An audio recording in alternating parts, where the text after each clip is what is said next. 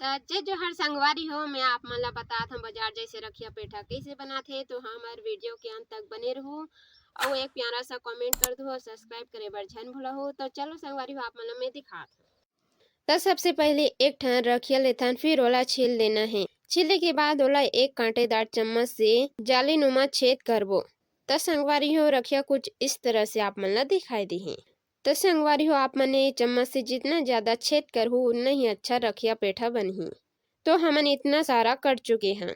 ओखर बाद खाए के चुना लेथन और एक बर्तन में पानी में मिला के घोल देथन। फिर ये कटे हुए रखिया पीसला डाल देथन और 4 से 5 घंटे के लिए रख देथन। 4 से 5 घंटा होए के बाद साफ पानी में अच्छा से धो लेथन। फिर एला 10 मिनट के लिए उबाल लेथन।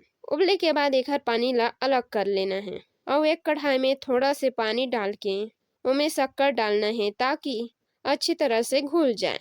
फिर रखिया के छोटे छोटे पीस ला डाल देना है और एला तब तक पकाना है जब तक कि एकर पूरा चास में सूख न ले। आधा घंटा पकाए के बाद कुछ इस तरह से दिखाई देही। फिर आधा घंटा ठंडा होए बर रख देना है। तो संगवारी हो, आप मन के देसी बाजार जैसे पेठा बन के तैयार हो चुके हैं। अगर ये वीडियो में कुछ जानकारी छूट गई हुई तो आप मन कमेंट के द्वारा बता दो।